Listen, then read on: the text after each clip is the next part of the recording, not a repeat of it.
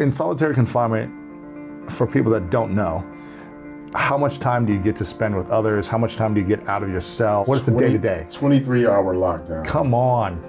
5 days out of the week. Oh. But it was in that environment that I really began to examine. I think you gotta have a dream. The School of Greatness. Really? Yeah. Please welcome Lewis Howes. At 19, you're a drug dealer and you shot and killed a man, right? Yeah. And at 17, you got shot a few times? Yeah. And how would you say that your childhood developed for you to get to a place to be in that environment? That's a really profound question, and it takes me back to my healing journey. And one of the parts of that healing journey started with reading this quote from Socrates: "The unexamined life isn't worth living."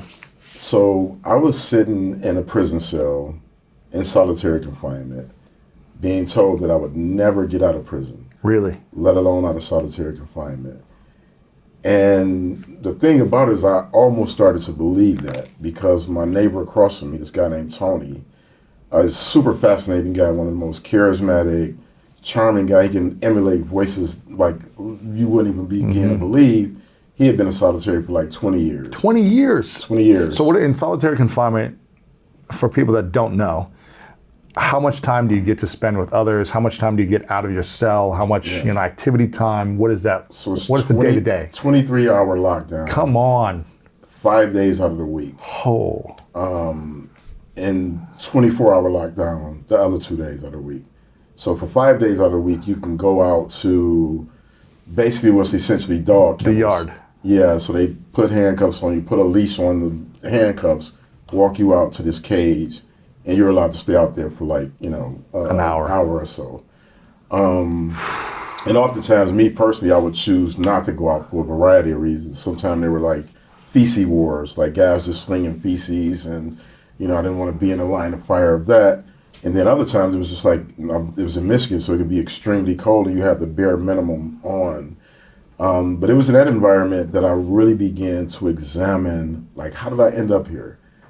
And what got you into solitary? Because originally you're not in solitary confinement. Yeah, so I got into a conflict with an officer, and that actually ended up being 2 additional years in prison. Oh, man. And what turned out to be 4.5 years straight in solitary on that particular stint. Because what was your original sentence for? So my original sentence was for second-degree murder.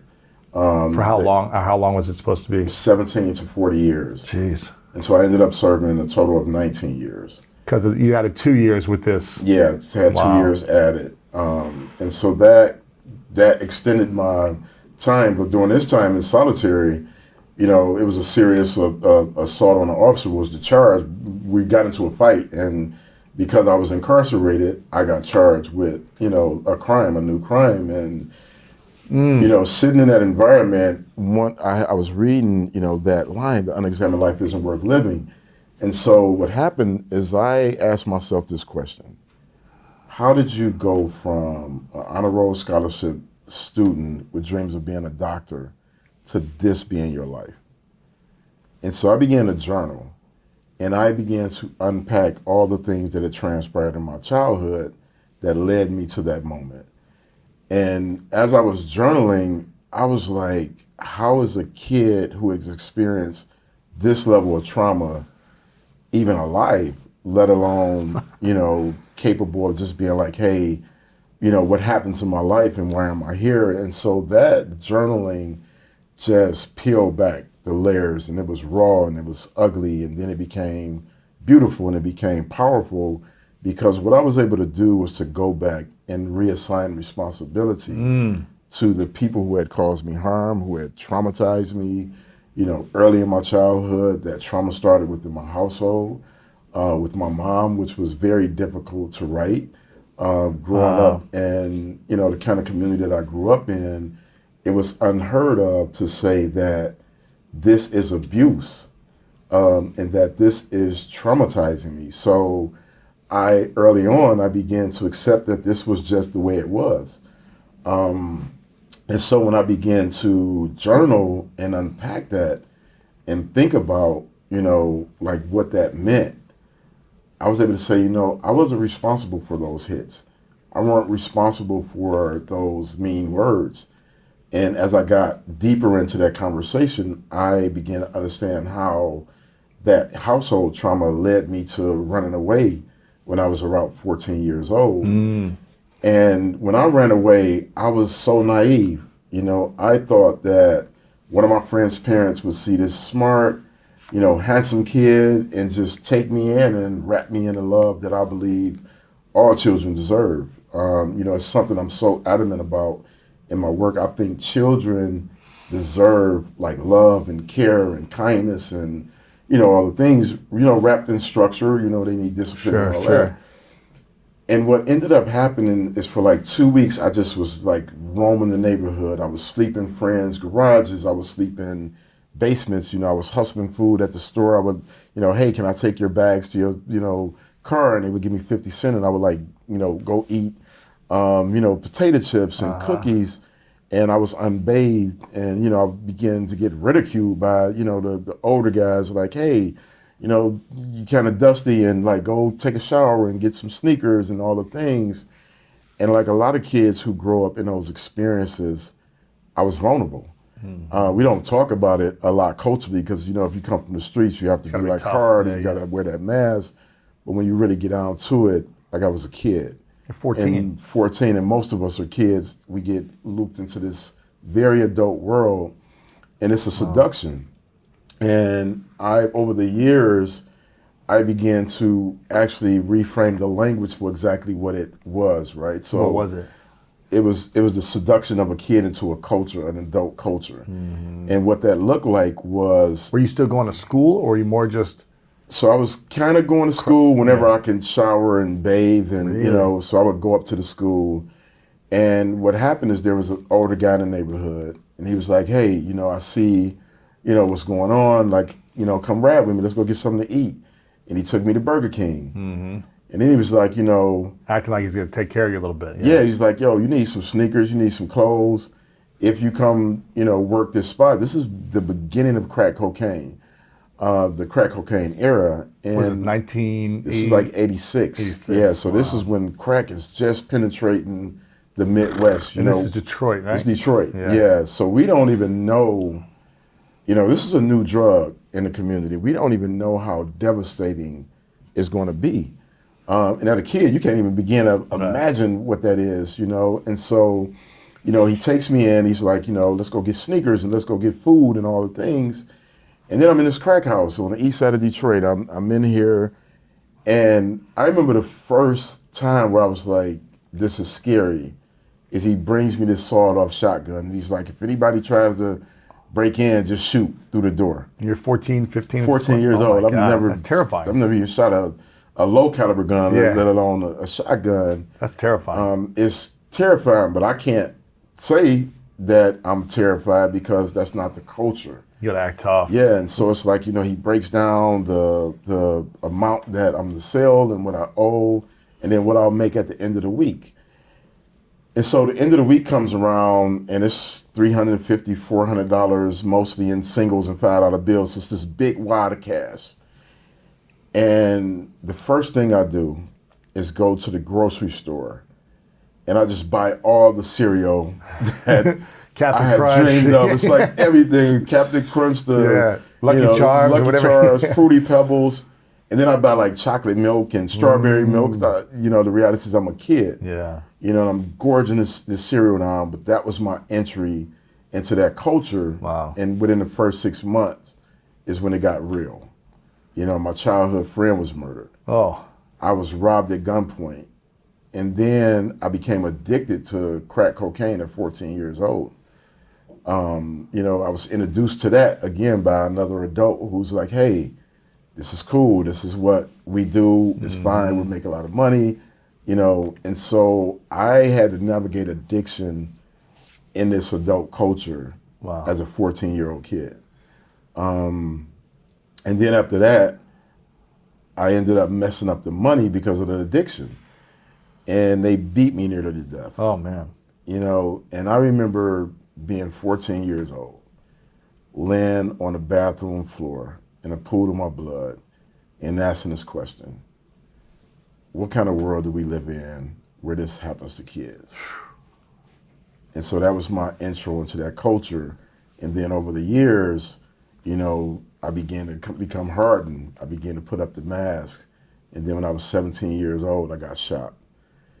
And at that point, I was the third of my mother's sons to be shot. Come on. My oldest brother had been shot in the neck. Jeez. My second oldest brother had been shot. At that point, when I got shot, he got shot in the arm. And then he got shot again. He's currently paralyzed. He's been paralyzed since, I want to say 1998. So high levels of gun trauma, high levels of, gun violence within the culture. I can't even tell you how many of my friends have actually been shot or murdered. And so at 17, sitting in a hospital bed, I'm processing this very traumatic event, and there's nobody there to help me. There's nobody there to say, hey. No support, no family support, friends. Yeah, I think my dad and my mom came, but I think they didn't even know what to do at that point. It's like I'm the third of their child that's laying in a hospital bed with bullet wounds, and I can't even tell you how many kids in the neighborhood who they saw grow up. This is the height of that era, right? So, 86 to 90, this is like a very volatile time in Detroit, and this is when crack cocaine is at its high, the war on drugs is happening. And, it wasn't until I began to journal that I realized there should have been an intervention. And had I been from a different community with different resources, that somebody would have said, hey, you're going to need help. You're going to need a psychologist. You're going to need a therapist. You're going to need somebody to talk to and help you unpack this traumatic event. Absolutely. And that just didn't happen. And so what happened was I went back to my neighborhood with this narrative in my mind that if I get into a conflict, I'm shooting first. And I began to carry a gun every day. Wow. I didn't feel safe. And what you can't say, when you grow up the way that I grew up, you can't say that, that actually hurt when I got shot. No, you have to say, it's like, whatever, I'll get back, I'll get the guy the next time. Be fine in a couple weeks, Yeah. And so that's the mindset at 17 years old that I'm just like, yo, I'm hard, I'm standing on this corner. What I can say to my friends is every time a car pulls up that I have anxiety because there was no language for anxiety. No. There was no language for paranoia. There was no language for fear because you can't be a tough kid growing up in the hood and be afraid. You just got to navigate it. You just got to put the mask on. And so I wore that mask, but deeper than that was the narrative that I created, that if I found myself in a conflict, I would shoot first. And 16 months later, at nearly 2 a.m, I got into this conflict over a drug deal that I refused to make. And that conflict escalated. And there was this moment, that I always think back to where I turned to walk away. You did? And I turned to walk away. And what I thought was happening was that the person I was arguing with was attempting to get out of the car. And I just turned and fired 4 shots that tragically ended his life. And, it's a moment that I played over for years of like, why didn't I just take that second step? And keep walking away. Yeah. And it wasn't until I was journaling that I realized that the grip of the trauma of being shot would not allow me to make a different decision. Yeah. Because you weren't healed. You can't make a conscious decision from a hurt place. Yeah. You have to make that from a healed place. Absolutely. Or a healing journey. Yeah. You got to be on that journey. Yeah. Interesting. Yeah. What happened after that incident? So I was subsequently arrested. I was charged with open murder, and I was eventually sentenced to 17 and 40 years for second-degree murder. And, going through the legal process, I was like, psychologically, I was already traumatized. Like I was just like so numb. And I remember at my sentence, my lawyer telling me, here's what you say to the family. And it was the most superficial apology ever. On what he wanted you to say. Yeah. And, you know, I was still a kid. And so I trusted his judgment, and I just kind of went with this kind of rote apology. And that was devastating. Really? You know, as I began to navigate my prison sentence. For you, it was devastating, or for them? It was I'm sure it was devastating for them, but it was devastating for me in the sense that I knew that I didn't communicate what I actually felt. What did you actually feel? That I had made a horrible decision that had caused them incredible pain. And like I was deeply sorry, and just like it was something that I wish I could have took back. And as opposed to like the scripted kind of clinical apology or gotcha. You know, and so for years in prison I just kind of beat up on myself, and I just internalized even more of that pain, you know. And you know, my first 5 years in prison was just like dark and anger filled, and just I got into tons of trouble, and lots of fights, and you know, disobeying the rules, and just very recalcitrant. I'm not listening to no rules. And it was in that environment where, in that dark space, where one of what I call my 3 miracles transpired. And that first miracle was meeting some of the most incredible mentors in the world. And these were guys in prison. Yeah. And these weren't like, you know, people who were coming to visit us to help salvage our souls, or people who were just like, you know, we want to come in and help you fix your life. These were guys serving life sentences. Guys who, if you really think about what a life sentence is, they had nothing to gain. You know, they were by helping you. Yeah, by helping me. But these guys were brilliant. You know, these guys challenged me to read, to think. You know, they challenged my thinking after I read. We debated. You know, they tried to give me guidance, and even though I didn't listen to them in a moment, you know, that wisdom later on became one of the most valuable gifts I've ever received. And so that's what it was like, the first part of the first 5 years was dark. You're getting into trouble. Some mentors are trying to help you. You're doing a little bit of the work, but you're still from a hurt place. You're still reactive. You still haven't healed the trauma or done the journaling and the healing work yet. Yeah. And so and then 5 years in, you got into the fight with the guard, which sent you into 7 years solitary? No, that came about 3 years later. The second miracle actually showed up in about that 5th year. And it came in the form of a letter from this woman named Nancy. And when I first got the letter, I'm just like, okay, who is this random person writing me? Because you didn't know what she was. Yeah, I thought it was, just a pen pal, because that's what happens in prison. Is like people hear about your case, and you just start getting these letters from random strangers who are like, hey, I just want to be friends, etc. But it turns out Nancy was the woman who had raised David, whose life I was responsible for taking. Oh, man. And so Nancy writes me this letter. She wasn't the mother? She wasn't the mother. She was the godmother. Oh, man. She writes me this letter. So this is 7 years in. About five or so years in. And I remember opening the letter and her beginning to tell me who David was. The father, the husband, the man, the friend. And I can tell you, I wanted to ball that letter up. Oh. I was like, emotionally, it was just like a tidal wave of like guilt and responsibility and all the things that I hadn't unpacked yet.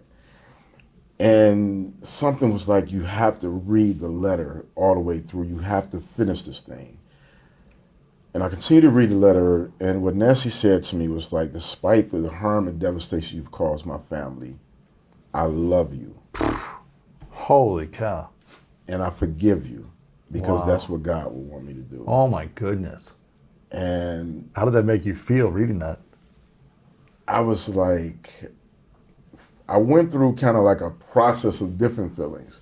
First, I just felt horrible, because I'm like, this woman in a moment of her own hurt and anguish is giving me something that I didn't even know if I was capable of receiving, which was love and forgiveness. And I wasn't emotionally mature enough at that time to even understand like the power of like, you know, love that's like spiritual love, you know, this deep spiritual love, this principled perspective of like somebody's beliefs really aligning with what they actually do. I hadn't forgiven myself, so forgiveness was like, whoa, like what is this? You know, what am I supposed to do with this? You know, but I wrote her back, you know, and I wrote her back, and her and I embarked on this correspondence journey. And you know, Nancy was essential to my personal healing in this way. What she said to me was that I want to know what happened to that 19-year-old kid that pulled the trigger that night. What caused you to get to that space? What caused me to get to that space. Wow. And so her and I began this journey of just unpacking a lot of the things. But even with that, it wasn't the kind of moment of just like where everything comes together, right? You know, in storytelling, people often want just that one moment of like, this is your come to Jesus moment. Healing is a journey, man. Healing is a journey. It may not be like, oh, I'm healed in this moment. There might be little moments that bring you closer to awareness. Absolutely. And then eventually over time, it starts to mend and heal. And I remember a moment that I had, not to go off track here, I remember a moment I had where 9 years ago, I mentioned I was, you know, when I was 30, I opened up about sexual abuse for the first time. And I held on to it for 25 years. So I didn't even start to heal until 25 years later. And if I look back and I'm like, there's reason why I reacted in this way in this situation, not saying it's okay or that I'm off the hook, but without having the tools to heal, even the littlest of traumas, we could turn situations into horrible situations. Absolutely. We can choose bad things. Absolutely. And I remember I started my healing journey at 30, but I still had other things in my life that I hadn't started to heal. Yeah. Other traumas, right? From parents to previous relationships to whatever, shame and guilt that I was holding on to. And it wasn't until about a year and a half ago in therapy, diving in very deep, where like I felt the pain in my chest that I had for so long kind of disintegrate. It was actually a moment, but I was like, this is almost 10 years of a healing journey. Then there was a moment that I felt like it connected like my mind to my heart and my body, where my nervous system finally fully relaxed from that trauma. Now, I'm sure I'm still going to have things that come up, and you go back and you have to learn and heal, and you go back a couple steps and you learn and heal. It's a journey, but there wasn't like this aha moment. The moment I talked about it the first time, it took me 9 years. And then I'm still going to need to learn how to heal, you know. But so that happened for you with the letter, the correspondence, where it's like, it was a moment of awareness, but it wasn't like, oh, I'm this loving, healed, no shame human being anymore. Absolutely. And you speak to something that really, you know, speaks to me, right? Is that the healing journey, when you explain it, what we haven't created space for is the explanation without interpreting it as an excuse. Like I don't make any excuses for the horrible decision of that night. But I think it's important for people to really understand how we get to those moments. Like I don't think that violence is born in a vacuum. I don't think that these acts that we see play out all the time in the world are things that just are in a moment or are born in us as human beings. There's all these things that happen, right? And so in a healthy, conscious human who's got, you know, on a healing journey, or who's just processing their pain, you know, processing trauma when it happens, and learns how to do that, which they don't teach us these things growing up in school. Parents don't teach us. You know, I grew up in Ohio, was never share with me how you feel. Yeah. It was just Yeah. toughen up. And in the sports field specifically, you fall down, you get hurt, it's just Get put the up. dirt on it Yeah. and go Yeah. back, right? You're made fun of if you showed emotion, Absolutely. right? In the sports field, right? Yeah. And so I just wanted to fit in. You just wanted to fit in, and you couldn't show a tender emotional side. Yeah. And I think it's one of the reasons why I wanted to create this show 10 years ago. Yeah. During my healing journey was like, what are these tools that can really help transform human beings inside so we can have a healthier outside? We see all these, all the pain in the world, right? School shooting that just happened the other day, 19 kids, right? Yeah. And this is 20 or 30 shootings this year so far. Mass, yeah. It's whenever there's these mass shootings or this wars, it seems like a lot of times it's caused by men who are hurt, Absolutely. who are in pain, who Absolutely. haven't learned how to heal trauma. And there's no justification, there's no lack of responsibility by any of these acts.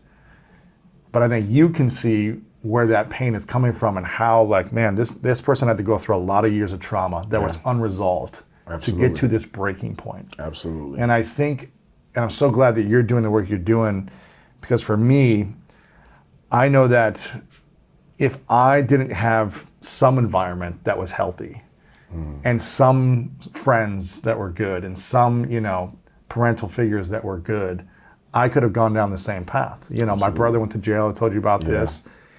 And it's like, I could have seen myself going down that with one decision. Absolutely. One action that just my pain gripped a hold of me and I made a dumb decision and now I'm in jail for 5, 10, 20 years. Yeah.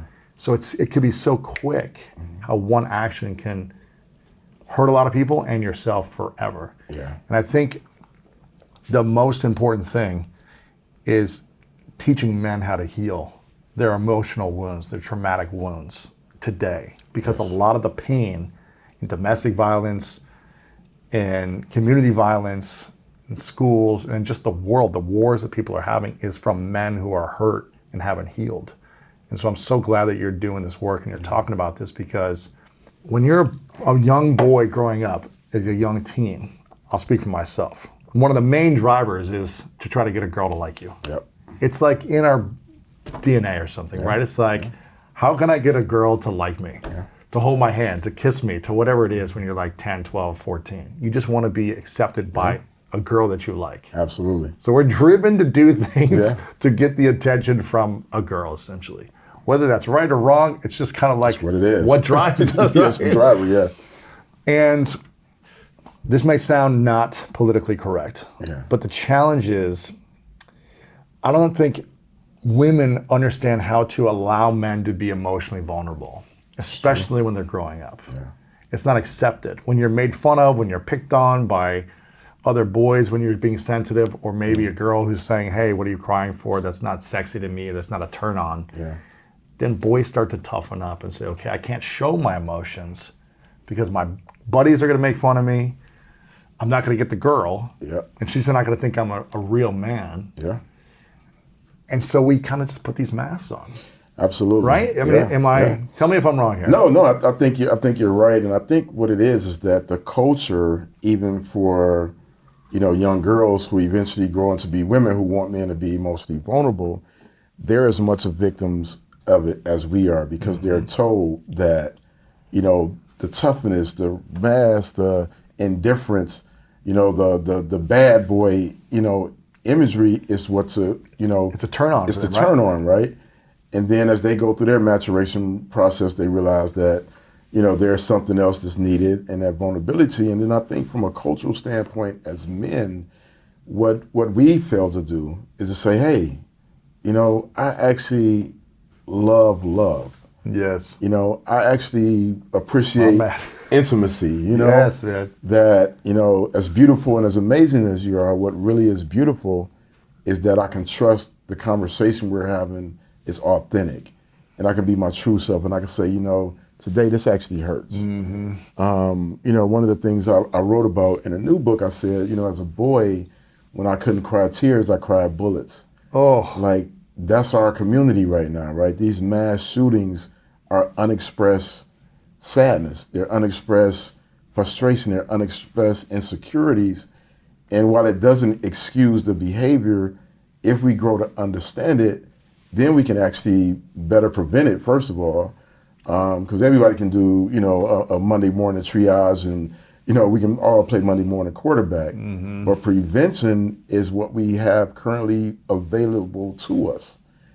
And that prevention starts with understanding. If you don't understand, if you don't create space for men to actually say, here's how I really feel. Yeah. Let's take down the idea that you think about how I feel, but here's how I really feel. And we have to do it with each other as men. Absolutely. And what I found is that, like, in my men's circle, I get so excited to talk about my friends because I can say to them, I love you, brother. Like, I care about you. And how does your soul feel today? Did you do anything that was joyful? Are you fulfilled in your life and in your purpose? And we don't have to talk about numbers and metrics and all these other things that have been defined as the way that we measure our manhood. But I can do it because I'm willing to share those things. And I didn't get there overnight. Like, this was a journey unlike anything imaginable. And I would say that the tipping point from the emotional growth started with the third miracle. Remember I said that there was these three miracles. So Nancy right? was the second one. Yeah, and so that third miracle was getting a letter from my son while I was in solitary. So this is after the altercation with the officer. I'm about 7 or 8 years into my sentence. From your son? Yeah. When did you have your first son? So my first son was born 6 months after I was arrested. So his mom was 3 months pregnant. Wow. Oh, wow. And so, probably about 2 years into that time in solitary, which began about my 8th year in prison.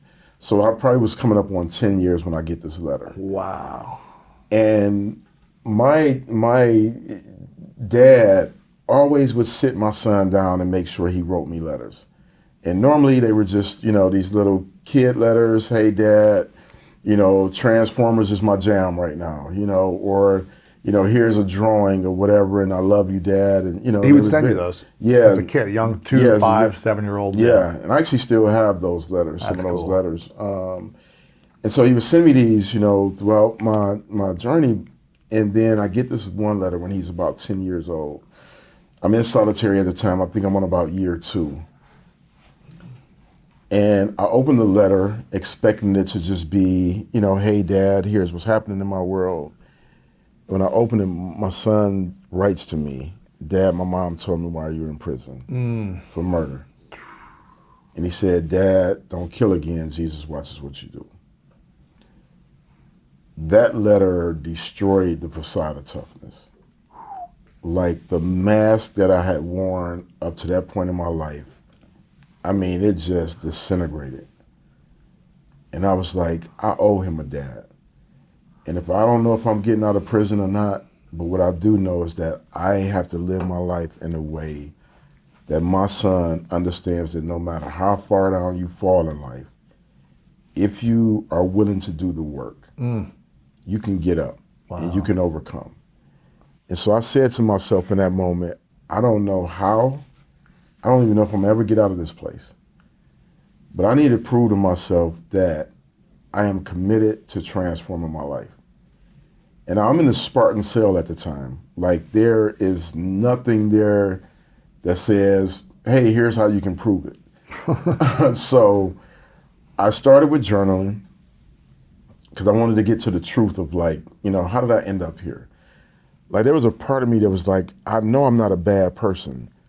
I know that I'm a good soul, but I've done horrible things that have hurt people. And so that was a conflict that was just like, this is a war right now, right? And so I go into battle mode. I'm like journaling and I'm writing, and it's raw and it's scary, and it's just like, sheesh, this is the things that I've done. These are the things that have been done to me. And while I was doing it, I realized that I hadn't completed anything other than the GED. And I was like, okay, if you're committed to transforming your life, you have to finish something. And you have to do it for you, And you can't do it for the warden. You can't do it for the guards. You can't do it for your parents. I told them many times, oh, I'm turning my life around. So last time I've been in trouble, it was all the fluff. It was the mask. It was the lies that we tell ourselves in the moment when we're hurting and we're just like, okay, we want that immediate hurt to stop. But it wasn't about turning life around. And so I said, here's what you do. You have to write a book in 30 days. And if you write this book in 30 days, then that will be your proof that you're ready for a change. That's cool. And so I didn't have a laptop though. I didn't have a typewriter. Handwriting. It was old school. I didn't even have a real good pen. So imagine if you pulled the inside of that pen out. You had that little thing. That little thing. Oh my gosh, that's hard. Yeah. And so I was like, okay. They want to give you a pen? No, not in solitary. They're scared you're going to shank the guard or something, my gosh. Right? And so immediately I was like, it's no way possible I'm going to write a book in 30 days with this thing. And the first thing that popped in my mind was, here's excuse number one. Here's your victimhood. Here's your blaming everything other than being accountable. And I was like, okay, no, this is not going to happen. We're not going back down this path, right? And so I took that pen and I rolled it up in some paper. And look at you. Yeah, I had you tons getting of, in there, yeah, making it hard. Yeah, I'm like, I had tons of experience rolling things up, so it was just like, let me be intentional, right? Like this is innovation. This is, I learned that later on in my life that, that's what that is, like innovation.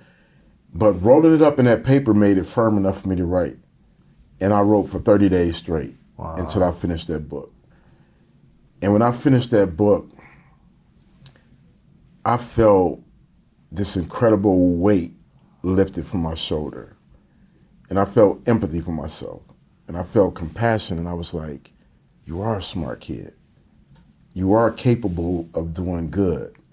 You are worthy of doing good. And I was like, wow. And then I was like, okay, that's cool. I wrote a book. But I was like, greatness is the ability to do something good over and over. And so I was like, write another book in 30 days. Wow. And I wrote that second book.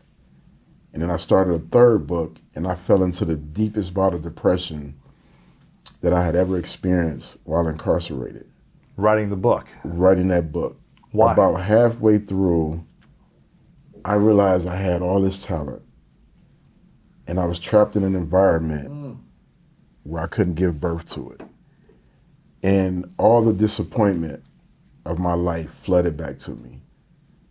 This realization that I was this brilliant kid, I was a talented writer, I was an artist at heart, I was smart, but here it was, I was in the worst place imaginable, in solitary confinement, with the chaos of that environment playing out all around me.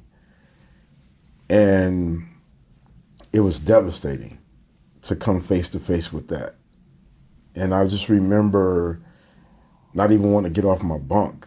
Like everything felt heavy and weighted, like just to go to that door and open that food slot and take in slop one more time.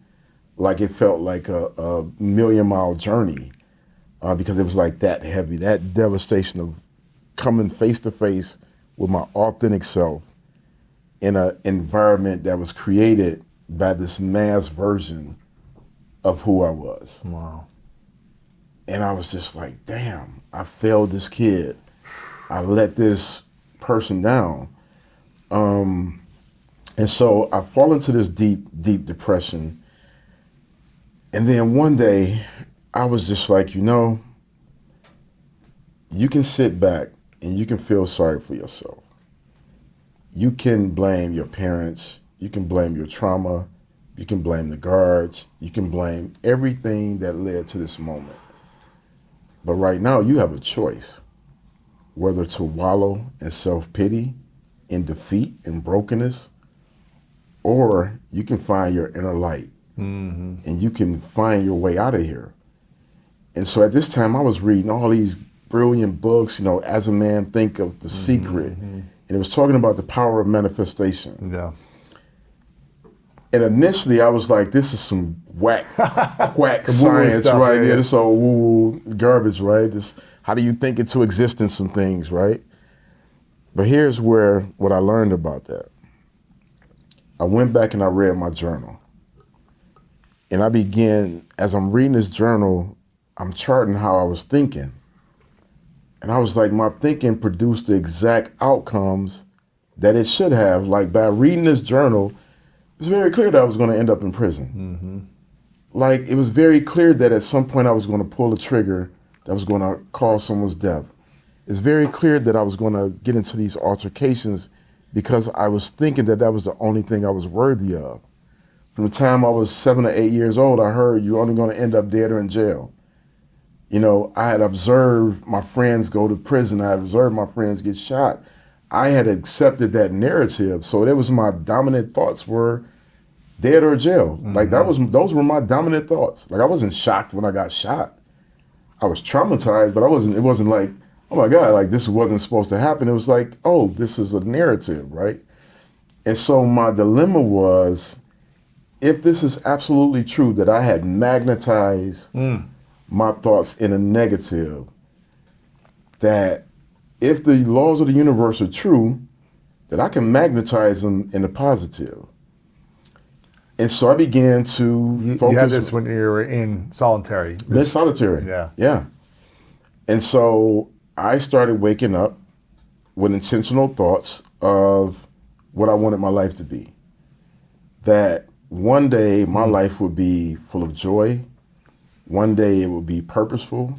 One day I'll get out of solitary. One day I'll get out of prison. And while I was on that train of thought, I was like, okay, let's test this theory. If thoughts are things, if what you think manifests, if how, you believe dictates your outcome, let's test it. That's the empirical thing to do, right? It's the most scientific thing to do, right? And so I wrote the war in this letter. I had been like getting deep into philosophy. So I write the war in this very philosophical letter. And what I proposed to him was to understand what the truth is. And I said to him, Warden, when I entered prison, I pledged that I was never going to follow the rules that I didn't want to follow. And it got me into solitary. And it got me into solitary, and it got me into, I've accumulated over 36 misconducts. And while you may not like that, what I would hope that you can acknowledge is that I'm a man of my word. So, and that was the truth, right? I said I was going to get into all manner of trouble, and I did it. And I was like, if you believe that the truth is the only thing that matters in conversation, everything that I'm about to tell you is what my truth is today. If you give me this opportunity to get out of solitary, I will focus on developing my skill sets as a writer, and I will focus on creating a pathway to build a career for myself using my talent as a writer.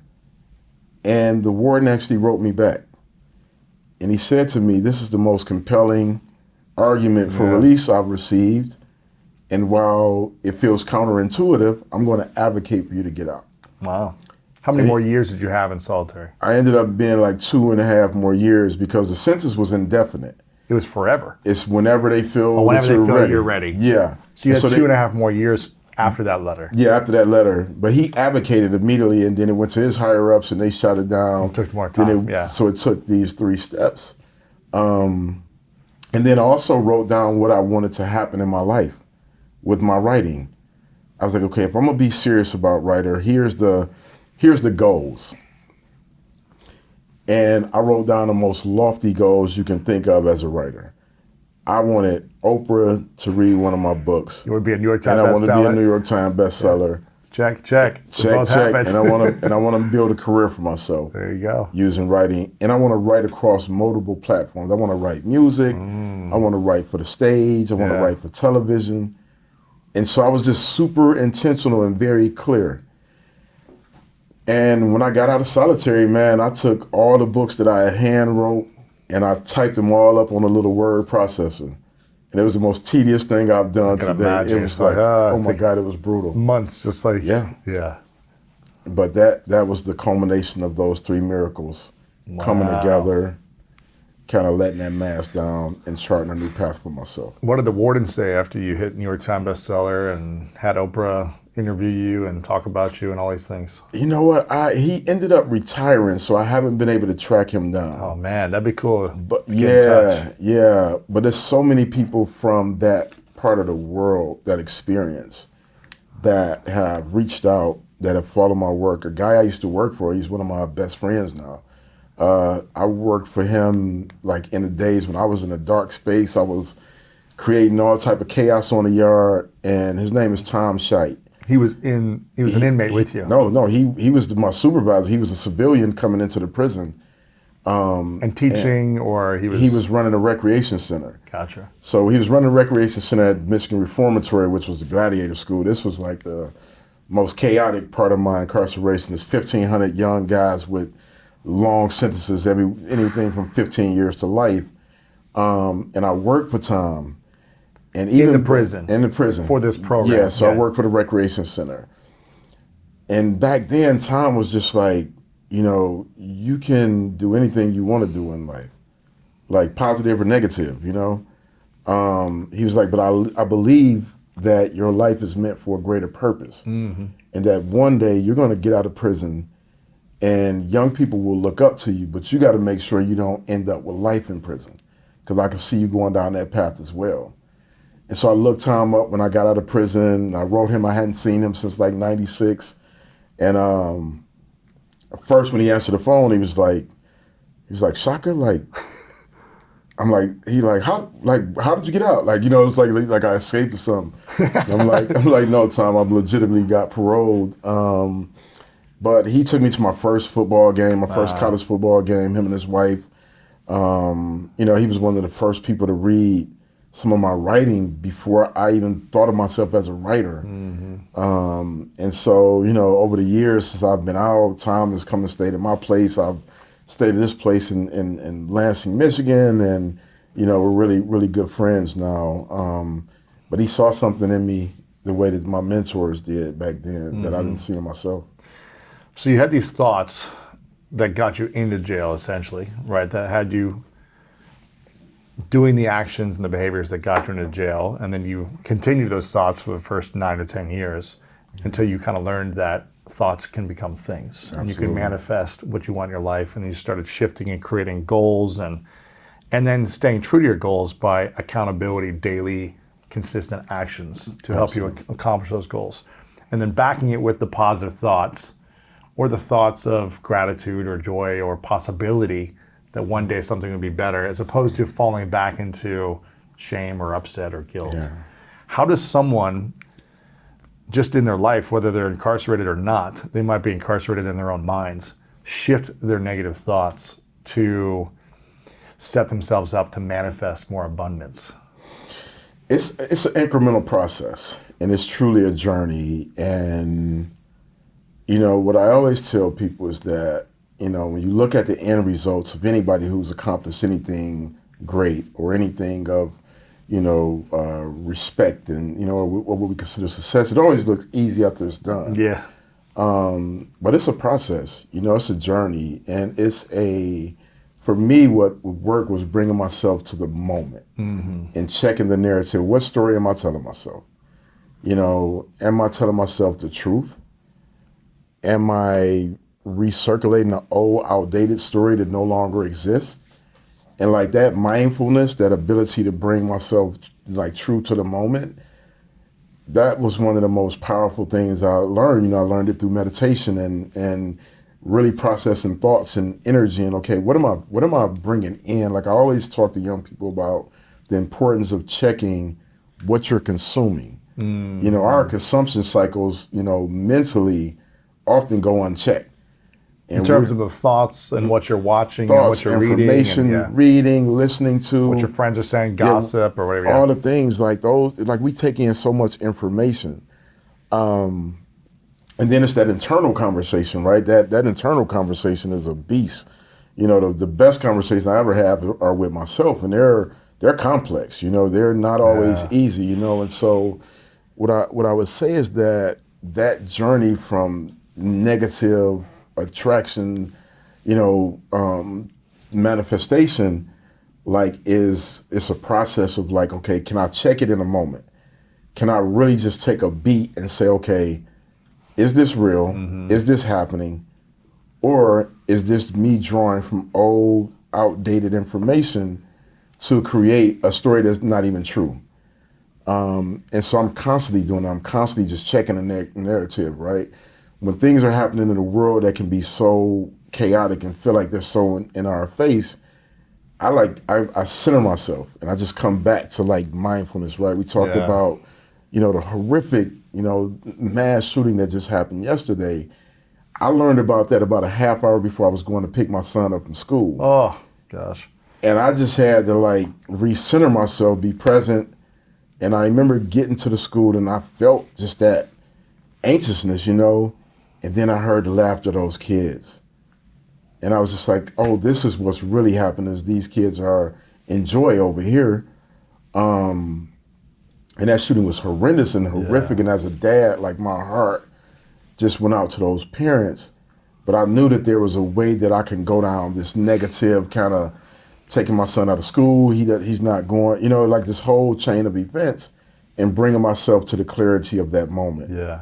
And knowing that collectively we can help those families heal, but we also can be present in the kids that are still here and they're able to love on and care about, and we can double down on that care. And just that doubling down on the care and the love was like, okay, let's be present in that while we help these families heal. Yeah. So it's a process, writing it down really helps. I still write down my thoughts, I still in my notes on my phone, just kind of like, hey, I had a thought about this thing, and journaling and processing and attracting good energy and good intentions and that hyper awareness of like, what am I consuming and what does it serve? Because everything we consume serves a part of us. Even when it's like, when I was in that negative loop, like it served a part of me. It energized me. Anger energized me, right? It made me feel, because it was what I was taught I can only feel. It gives you some significance too. Yeah. I'm curious, was there a moment in time in prison where you were able to fully let go of shame, guilt, the trauma that you were maybe holding on to, and actually start to love yourself authentically and have peace? Was there a moment that happened in prison, or did this not happen till after? No, absolutely. So around that time that I was journaling and I would really begin to unpack that narrative, I began to grow my locks. And it was my your third. Hair. Yeah, my hair. Yeah. And it was my third attempt. So the first time that I attempted, got it started, and when I looked in the mirror, all I heard was all the negative things that I ever heard about my natural hair. And, I went and cut it off immediately. I started a second time, and it got a little bit longer. And then I heard that negative narrative. And so I knew I was on a healing journey when I was able to see the beginnings of it and see beauty and see joy and see cultural connectivity. And I began to apologize to myself. I began to apologize to myself for all the mean things that I had said internally, all the times I had doubted my capabilities, all the times that I had bought into the shame. I grew up, I have gap teeth, and, I would get teased as a kid, and, there was shame attached to that. And I learned to look into that little window between my teeth and say, oh, wow, that's fascinating, that's beautiful. And so it's just a process of like watching all of the narratives fall away and create new narratives and create new language of self-love. And that's still a thing that's like a journey, right? Yes. Like it's just like, there's not these one-offs. Like I know people want it to be like a magical thing, but it's like, no, it's a journey. I have to wake up and just be like, hey, you're okay. You're doing fine. There's things that you still have to navigate, and you have to overcome and face and confront, but it's actually okay, because if you can label it in the right way and you can just say, oh, I'm just triggered right now. Sure. Or, this is kind of a moment where I'm kind of having a self-defeating moment. Get it together, self-talk, On a scale of 1 to 10, the first 10 years you were in jail, on a scale of self-love, 10 being like you loved yourself the most in an authentic, conscious way, had peace in your heart, all these things. 1 being you hated yourself, shamed yourself, all these things. Where were you in those first 10 years? Can I minus? Yeah. It was probably minus 5, It was like now. And where were you after when you got out, or the last, the day I walked year? out of prison, I would say I was at about a strong 8. So a strong 8. Self-love, peace. Yeah, I was at a strong 8. Was it because you were getting out, or was it because you had gotten there maybe in the previous year? No, it was probably like that last few years where it just started hitting on all cylinders, and it was just kind of this space in my life where I was like, I'm in prison. One day I won't be. I went up for parole like 3 times before I got released. So it was kind of like the moments would knock me back down a few notches. Hoping maybe this is the time. Yeah, yeah. So that was the challenge. That was the thing that I had to combat, was the negative talk attached to that. Okay, they're never going to let me out. And then I just had to start countering it. So every day I would walk the yard with one of my best friends named Calvin Evans, and Calvin is an incredible light in my life. He served 24 years for a crime he didn't commit. And one of the most joyful people I know. Oh my gosh. And so I would walk the yard with Calvin. We would just walk, and I would say, one day, man, I'm gonna get out of here, and this is what I'm gonna do, and this is how I'm gonna do it. I'm gonna hustle these books out of the trunk, and one day one of these books is gonna reach, Oprah. I don't know how, but I'm just gonna hustle. I'm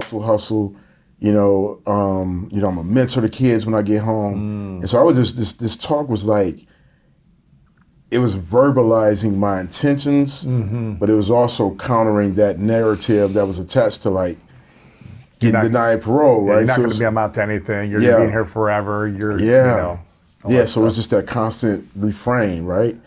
And and so it was at about an 8 by the time I walked out of prison. It's pretty powerful. Yeah, that's really powerful. Where would you say you're at today? Today I'm at a 10. Man, life is great. It's complex. The things that happen, I just acknowledge them for what they are. I had a tough year. Last year was probably one of the toughest years that I've had, in a very, very long time. Why is that? My younger brother was murdered. My dog our puppy. We had like a 1-year-old beautiful puppy. Left him with a trainer.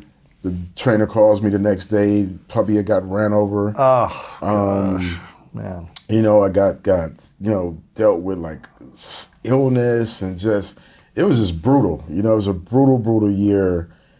And what I found to be the most healing was that I was actually able to sit up and say, I'm sad. Express it. I was able to literally articulate those words. I went through the anger phase with my brother, and I remember I flew home to Detroit, and it was just all the autopilot of okay, we got to get my brother buried. Let me make sure my parents are good. Let me navigate all the things, the kind of thinginess of reaction to, negative experiences, right? Where it's just autopilot is fix, yes. Correct. All those things. And not pause and feel. Not pause and feel. And I remember we were sitting, in a hotel room right outside of Detroit, and it was my girlfriend, my partner. We like to call each other's partners. I think we're a little too old to be boyfriend and girlfriend. But my partner Liz and I and my friend Calvin, and we were sitting there and we were talking. And I just the tears just came. And I was I'm sad. I'm sad that my brother isn't here. I'm sad that he didn't get a chance to experience all the great things that we had planned together. And then when the puppy, got ran over, it was the same thing of just being able to say, like, hey, this was my companion. One of the things that I experienced with my puppy that I didn't know was like, I got shot when I was walking. And so there's negative emotions attached to that experience. And when I got the puppy, I had to take him out and walk. And I was like, wow, this is the first time that I've walked freely in almost 30 years.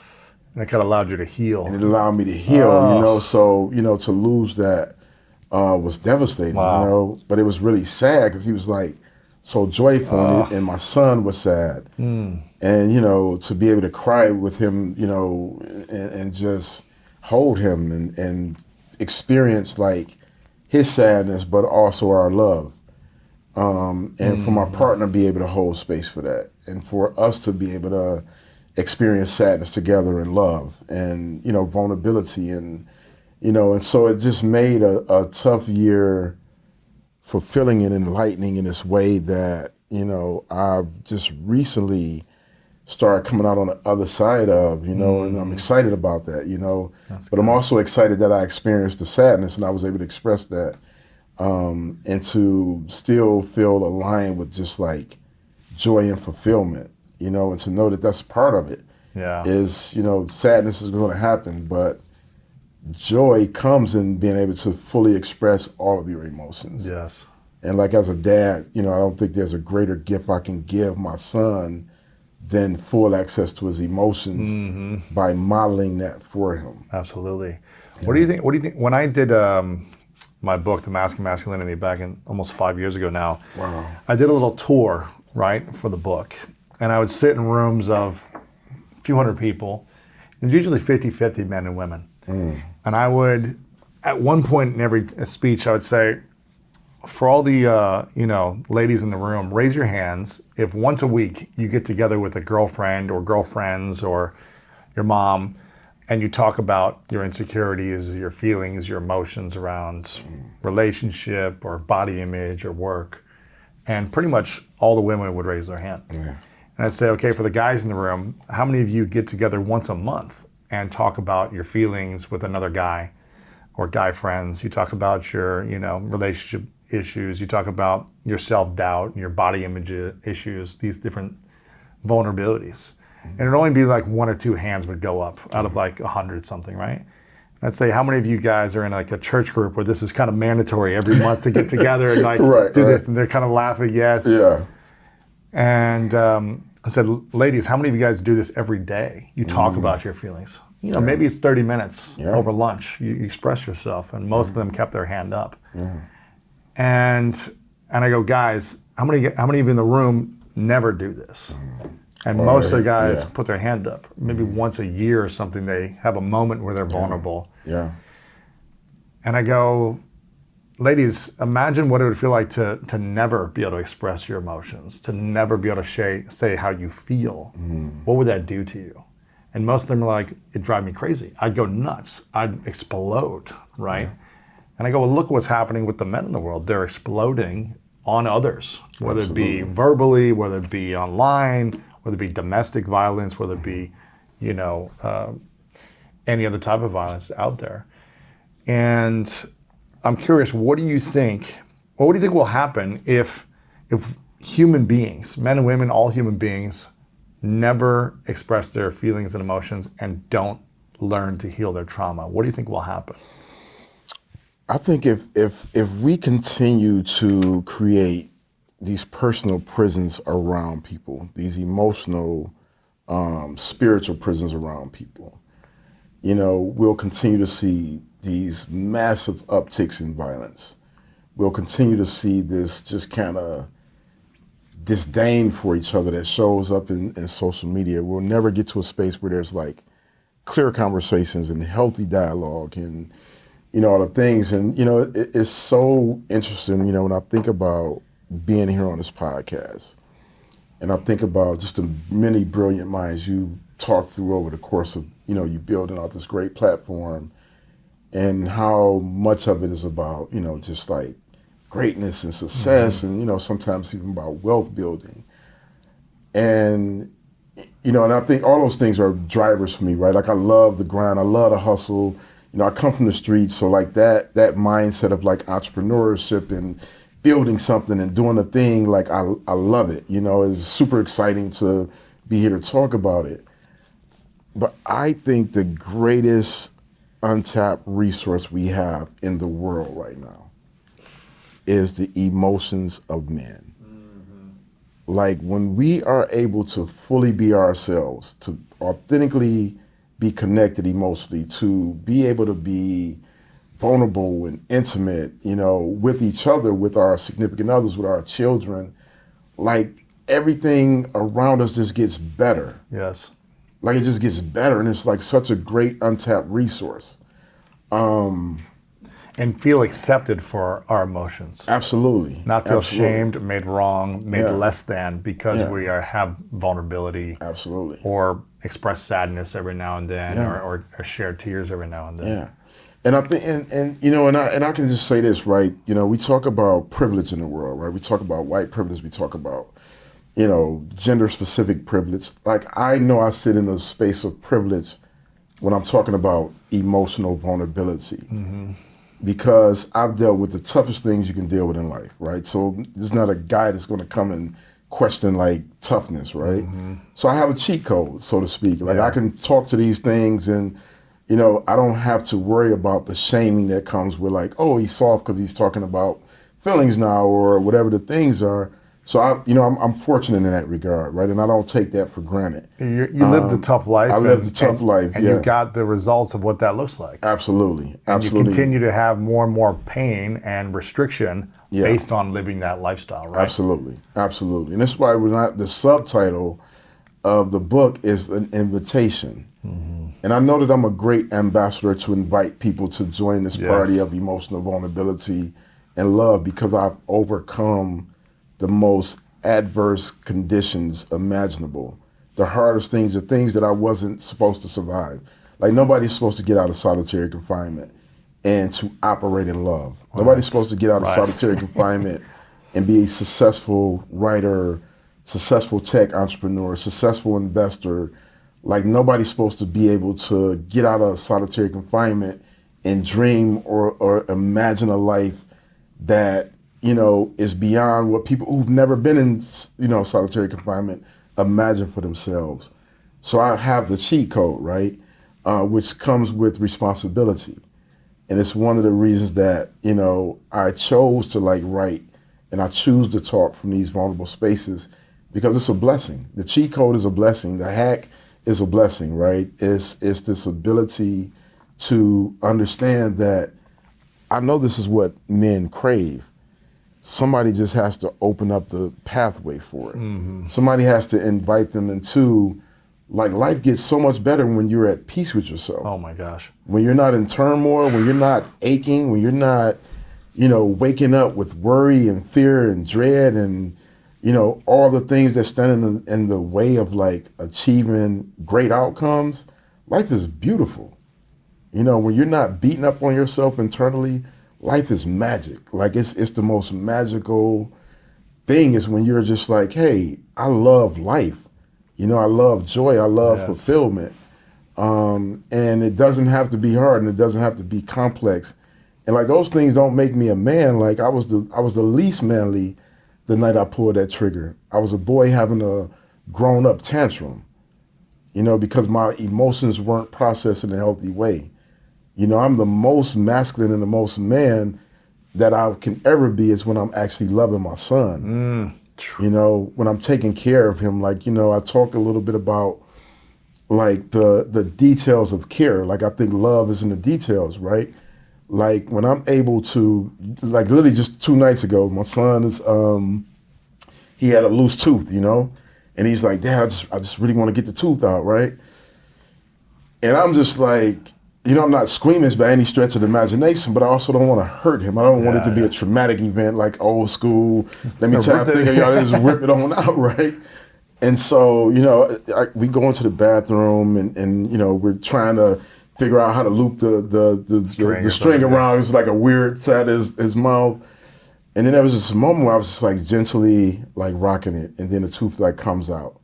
And it was like the most gentle extraction possible. You didn't need the pliers I didn't or need rip the it out. pliers, yeah, you know. And there's like this moment where it's joy, right? It's pure joy, you know. And so like those moments of fatherhood, like that feels great. You know, preparing a meal for him when he specifically wants something that I prepare for him in a way that he likes. You know, folding up his laundry, like all the details, teaching him a new skill set, you know, that isn't athletic, that isn't combative. It's not about, you know, the sports and just letting him be, you know, like I'm a big sports guy, you know, and it's the complex thing like now in the world of political correctness, right? It's like you can't say you like to see people's face pummeled on UFC and that you're also a kind, loving, and gentle partner. But that's the truth of who I am. Like I love boxing, I love combat sports, Yeah, man. I love basketball, I love football, and I get all the things associated with it, but I love it. You know, I love the crash 'em up, bang, bang reality of, you know, I love cars with big engines and that guzzle way too much gas, but I also love sitting, you know, present with my son and hugging him. Also love sitting in deep, beautiful conversations with my partner and receiving love. Yeah. You know, and those things don't have to be dissimilar. It's beautiful, man. Yeah. Now that you're, you know, a father, what are the 3 things you wish you had as a child growing up that you are giving to your kids and you want more parents to give? What are those 3 things that if you would have received, you think would have changed the course of your life in a different way? I think the 3 things that I think about most is complete and full access to healthy emotions as expressed by my parents. Like witnessing them have healthy emotions, modeling it, Witnessing them modeling it, and then being able to do it being yourself. able to do it myself. Safety, like the safety of emotional vulnerability from my parents. I wish the second thing would be the freedom to fully express all of my curiosity, all of my artistry, all of, you know, my emotions. And when I think about that, you know, I just think about, you know, my son, and how he's able to fully express himself. You know, he can wear mismatched shoes, he can draw on his clothes, he can do pretty much whatever he wants to. He just has this freedom. I wish I had that freedom of expression. I think that's so important. And I would just say emotional and psychological safety. So one is like emotional modeling of vulnerability, but emotional and psychological safety to me for a child, I just think is the greatest gift that parents can give. You know, it creates deep, deep trust. It creates confidence. You know, it creates space for just like children to imagine all the things possible. And I see it with my son, like he's so confident.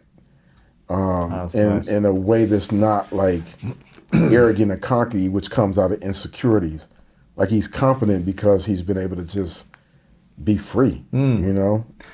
Challenges a lot of parents have kids and they haven't healed their wounds. Absolutely. And so how do we teach or educate or empower new parents to do the work themselves, the inner healing work, the trauma work, the inner child, you know, It's work? tough. You know, it's tough because a lot of us become our parents in different ways, for bad or for good. And if you're traumatized and you weren't allowed to share emotions, then maybe you do the same, you repeat the pattern, right? Yeah, you repeat the pattern.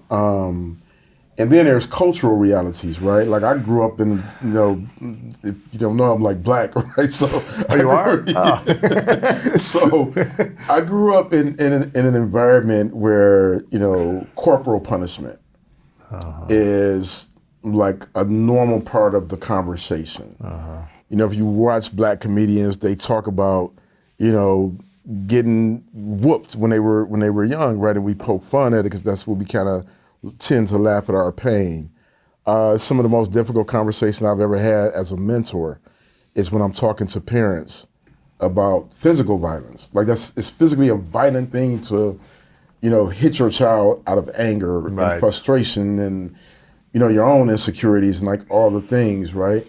So what I try to do is create space for role reversal and empathy. And sometimes it can be a little gnarly and, you know, hard to unpack those conversations. But, you know, I always just think about, you know, if we can get to a space of thinking, like, what did you need most as a child? What did you desire the most as a child? And then put yourself in your child's shoes, right? And parenting is tough. Like it's like complex, you know. It's like, you know, there's so many things we're thinking about all the time as parents, right? Are they safe? Are they fed? Did they do their homework? Did they go to this thing? Do they got good friends? Are they, you know, avoiding trouble? And a lot of times it's rooted in our own experiences. Sure. So just helping parents bring themselves to presence and just saying, hey, you know, detach your ego, you know, detach yourself from your trauma, and really give them space to just be, you know, who they're intended to be. If someone talking about detaching from your ego or your past or your trauma, if someone feels like something's off inside, you know, they've been driven by anger or to prove or because they were picked on or didn't have the right support from their parents or the love that they wish they would have received, or for whatever reason, they feel like inside I don't feel inner peace. And maybe they don't even know that they don't need to let go of the past, right? Because I didn't know this until I realized like my life is not working at a level and I'm still in pain and I'm sick and tired of feeling this inner pain. So instead of chasing things, I'm gonna like look within and start healing. What would you say would be the first 3 steps to take if someone wants to let go and detach of their past and their traumas and start moving into peace? I would say acknowledgement is the first thing. Like you have to acknowledge it. You know, you cannot fix what you're not willing to acknowledge is broken. So acknowledgement is a big thing. Apology is a big thing. Apology to who? To self. Like once you can acknowledge the ways that you've hurt yourself and the ways you've been hurt and the way that you've hurt others, like apologizing to self is powerful. And then it's kind of atoning with yourself. Like how do you become at one and how do you heal and get back to that space? And for me, what it looked like was like meditating was like one of the greatest gifts I've ever given myself, this ability to just kind of process and breathe and really exhale all this negative energy, right? Releasing it. And then it was the journaling, you know, which I consider meditation on paper. Freeing up and liberating myself from old narratives and old hurtful and harmful things. And then, you know, that mindfulness practice, just bringing myself back to the moment. You know, and, you know, in the moment, you know, really being present with like, here's what's actually happened versus the story I'm telling myself. And, you know, and I talk about it in Letters to the Sons of Society. There's this moment where I'm talking about the dread that comes with living in a racialized culture, right? And, you know, I've talked about police brutality. I've talked about all the things going on in the world. And what I realize is that a lot of times when we're having these conversations, we're having them from a source of pain. And it makes it hard for the other person to receive it because our pain, when we're filtering through pain, it comes across as angry and people just put up a wall, right? And sometimes we are angry and rightfully so. But there was a moment where I was up at about 2 or 3 in the morning and my puppy had got sick. He had pooped in a crate. And I'm out in the middle of the night. I'm in a new neighborhood. I hadn't been there long. You know, it's a pretty nice neighborhood in West LA.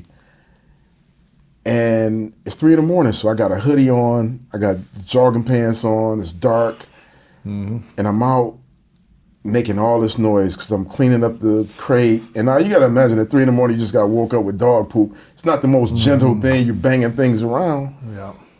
And I had this moment that was paralyzing. And I froze and I was like, what if my neighbors call the police? You think you're doing something you're not supposed to Think do? I'm doing something I'm not supposed to. When the police arrive, are they going to see a homeowner who's upset because he's cleaning puppy poop at 3 a.m, or are they going to see a black guy in a hoodie that looks to fit all the profiles of what we see on TV? And that moment was so jarring, and it wasn't until I was like able to bring myself to mindfulness and say, this isn't happening. I'm actually a homeowner in my backyard cleaning poop up. Everybody does it. But it's like, that's what, one, living up under the cloak of an oppressive kind of idea, but two, that's what mindfulness does. It can get you dislodged from that paralyzing moment. Right. And so that's why it's such an integral part of my own journey. And it's really, kind of gave me a competitive edge when I'm in the world of, whether it's in the world of business, whether it's selling books, whether it's, manifesting all the things that I believe that the universe has in abundance for me. That ability to shift out of self-defeating thoughts, out of negative narratives, out of ideas that don't serve me on the journey that I'm on and where I want to go in life, being able to bring myself to that moment and say, I'm actually sitting across from Lewis having a great conversation as opposed to the 10 other things that can potentially be running in the background. Sure. Like, that's powerful. I'm curious, Shaka, would you say that's the same process, these 3 steps to, the process of letting go of shame and guilt and the feeling that I'm a bad person for things I've done? Is that the same steps, or how did you let go of shame and the feeling like I'm a bad person, as opposed to I did something bad versus I'm a bad person? Yeah, that's a great question. And the way that I think about it is the accumulative effect of living life, right? Like, we live through so many moments in our lives, right? And, as a person who navigates a world where data is always being processed and numbers are being crunched, you think about the moments that we hold on to that are negative. They're usually minor by comparison to all the great and good moments we have. We fixate on those. We fixate on those things, right? Moments, yeah, it's kind of like you have on a beautiful, pristine white suit and it gets a little splash of mud on the heel, and you're obsessed over the cuff where the little splash at, instead of the amazing suit that you have on, right? And for me, it's just like understanding that once a moment has happened, it's no longer exists other than in your mind. Like, the moments that I've lived through, like, those moments no longer exist. Those aren't moments I'm living in. I'm living in the right now, right? So it's really like liberating yourself from old moments, that have already happened. And I think sometimes we live in spaces that we don't control. Like, you can't control the past. The past has already happened. Like, you can reflect on it. You can go back and attach some energy to the emotions or whatever the case may be, but you can't recreate the moment that's already passed. And then the future hasn't arrived yet. You can plan for it and think about what it'll look like and do everything in your power to manifest it. But you can't control it because it hasn't arrived yet. Yeah. And I think all too often we're living in those two worlds as opposed to like being centered in the right now. And so the way that I've helped, free myself from those things is being present in the right now and, erasing that videotape, of the past, or at least putting it in the closet unless it's necessary to bring out and express it in a way that's going to add value. Right. This is powerful stuff, man. I feel like we could talk for hours on this, but I want to be respectful of your time. Yeah. You got a couple amazing books. This one we have in front of me is Letters to the Sons of Society, a father's invitation to love, honesty, and freedom. Were any of these letters that you wrote or any of this that you wrote in prison in this book? No, these are all letters I wrote during the imprisonment of the pandemic. Yeah. So during our COVID, man. I call that my COVID baby. Yeah.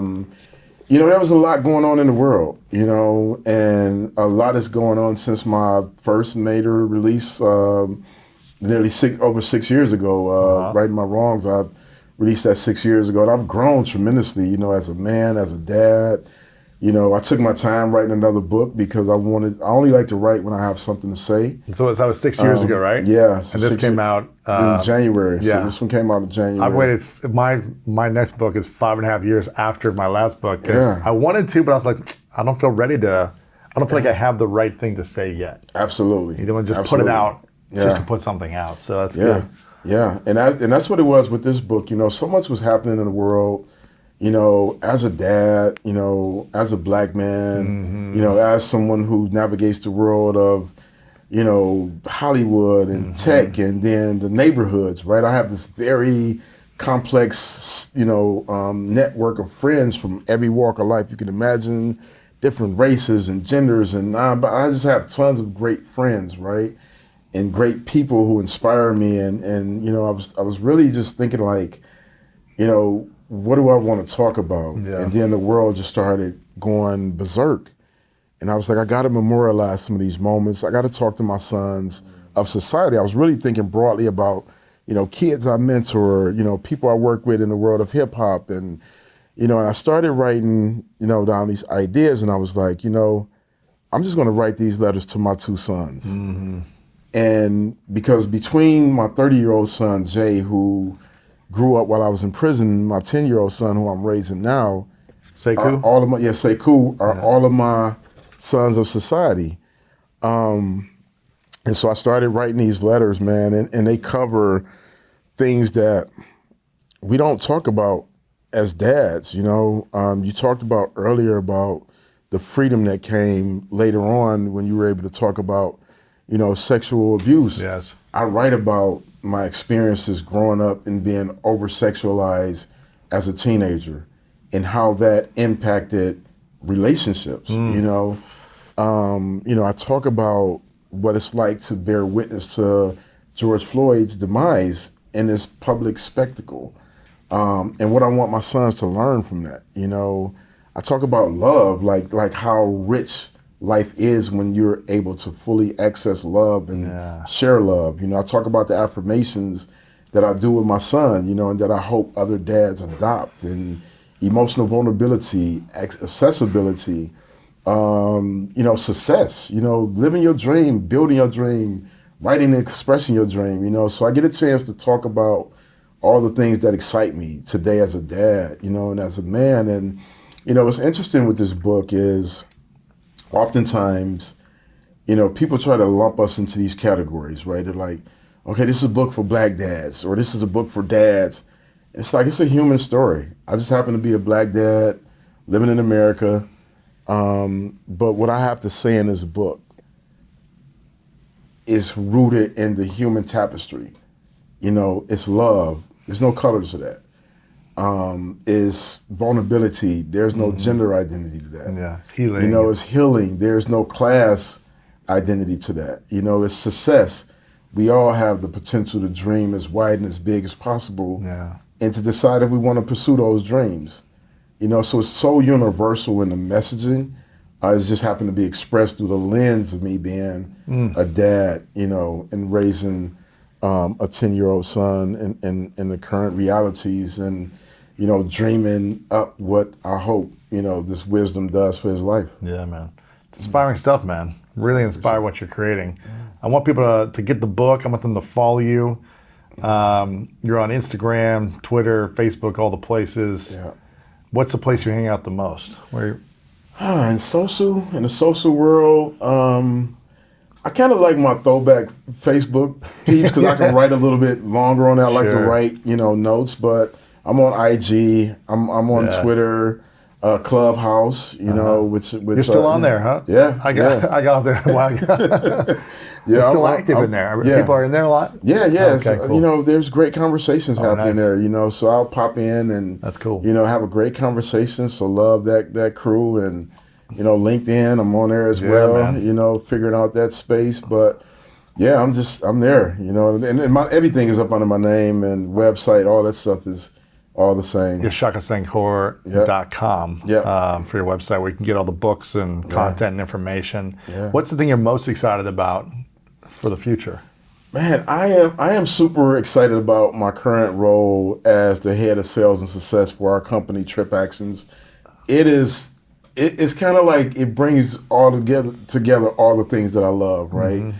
You know, I love working with talented people. I love working with people who just dream big and massive, and just like, you know, we're going to collaborate and we're just going to work together to just build this new world and this new way of being in the world. And then I get a chance to tell stories and help my team become just the best storytellers that they're capable of. And like, to be entrusted with that responsibility is really affirming. You know, quickly I'll tell you this story I had, you know, this conversation I had with our CEO, you know, who's a friend of mine. He's my friend of mine before I joined the company. And he always said to me, you know, he was like, you know, I want to see you just navigate the world based on your talent, not based on your past. And he was like, you have so much to contribute to the world that has absolutely nothing to do with the time you serve. It's because of who you are as a person. And for us to partner years later and him ask me to join the company, It's pretty cool. because he believes I'm one of the best storytellers that he's ever met, and he's entrusted me with the sales team.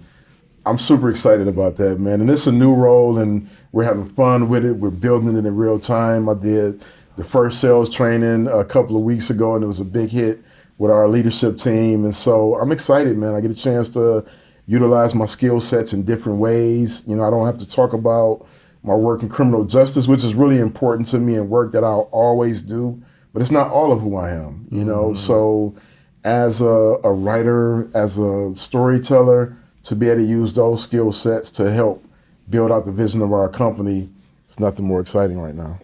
Living the dream, man. Living the dream. Living the dream. Yeah. I love this, man. I want people to get the book, Yeah. Letters to the Sons of Society. Make sure you guys get a couple copies. Really inspiring letters in here. Make sure you guys check this out. I got a question I ask everyone at the end called the 3 truths. So imagine it's your last day on earth many years away. You get to live as long as you want. Yeah. You get to accomplish and achieve and do everything you want to do, but eventually you got to call it quits in this world, in this life. And for whatever reason, you got to take all your work with you. All your book, your message, this interview, anything you put out in the world, it's got to go with you, all your content.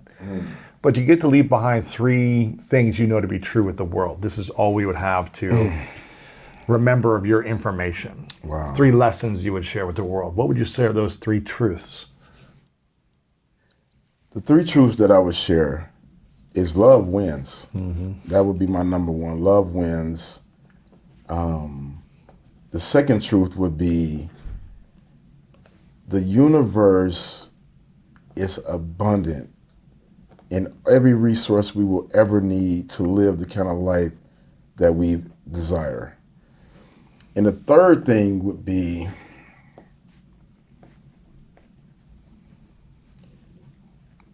to never settle for mediocrity when greatness is available. I want to acknowledge you, Shaka, for your transformation. I think it's really easy for human beings to stay stuck in a past that they're used to.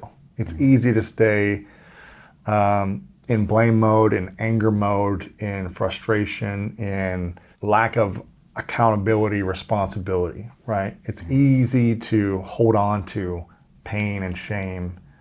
It's hard to shift into love, accountability, responsibility, apologizing, forgiveness, all these different things. It's hard to express your emotions in a vulnerable way. It's hard to do good consistently when you've been stuck in an environment, a past that didn't foster that. So I really acknowledge you for shifting while you're in prison and continuing to add value to yourself, to your family, and to the world by teaching, by inspiring, by creating all the work that you do, man. It's really inspiring. And more people need to hear your message and be connected to your message, because a lot of people are suffering and in pain. And I think, I was telling you, my brother was in prison for 4.5 years, and there's a lot of suffering in prison, right? Absolutely. A lot of pain, a lot of suffering, a lot of stuff that goes down. And I witnessed part of this, right? Yeah. I wasn't in jail, but I witnessed the pain that is caused to a family when someone is in jail. Yeah. I heard about all the crazy traumas and madness that happens in prison, right? The stuff that creates you more scared, living in prison, more in fear with the different stuff going on in jail. So I really acknowledge you for learning how to shift out of that, learning how to heal. And there's a lot of people in the world who aren't in physical prison, but they're in emotional, mental prison, spiritual prison, and they're trapped. So I'm so grateful that you're teaching how to get out of that from the physical and the spiritual side point as well. And excited for what you're creating, man. It's really, really beautiful stuff. Man, well, thank you so much for that. I truly received that.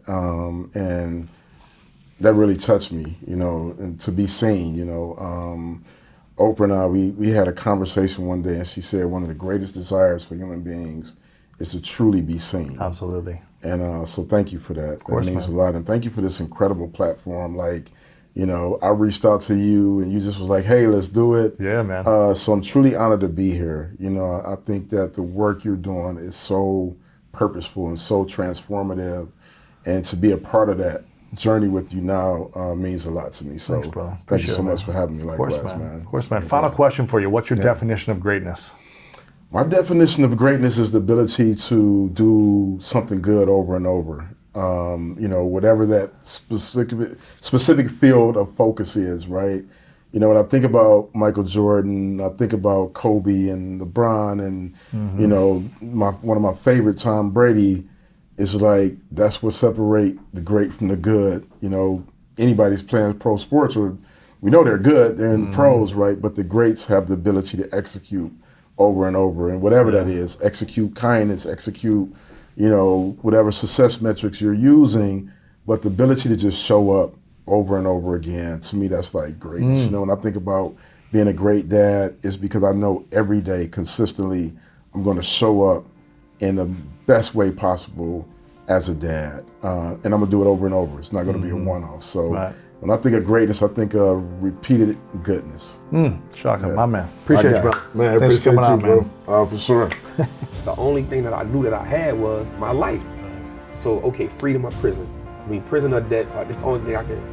So it's now breaking away from that, and now being a leader, being an influential person,